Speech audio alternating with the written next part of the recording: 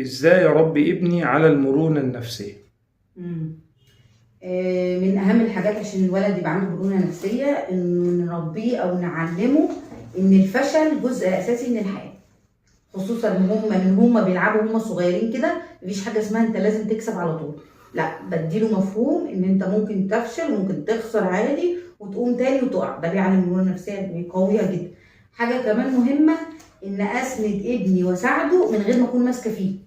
يعني اعلمه ازاي يمشي في الحياه من غير ما انا اللي ماسكاه واكون بعمل بداله كل حاجه، من غير ما انا اللي اكون قاعده بعمل الواجب جنبه، من غير ما اكون انا اللي قاعده طول الوقت جنبه بحل له في مشاكله.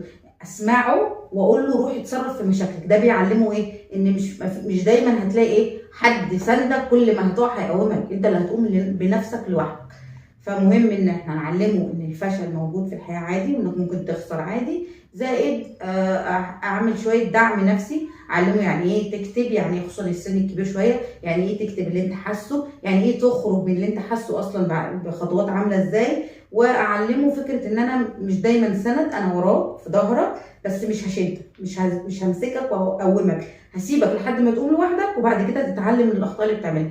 حاجه مهمه كمان، المحاولات، امدح المحاولات اللي بيعملها حتى لو بيغلط. يعني لما بيحاول يصلح سلوك معين وغلط فيه مره، امدح الجزء البسيط اللي نجح فيه لحد ما يوصل للنجاح الكامل. هنا بيعرف ان ان النجاح ده خطوات، ما بيجيش كده بسرعه بسهوله، خصوصا في الزمن اللي احنا فيه ده، اللي بقى كل النجاح الولاد بقت تشوف ان الناس اللي على النت واليوتيوب اسمه تيك توك والحاجات دول كلهم النجاح في ثانيه كده بينجح، فده مش سهل.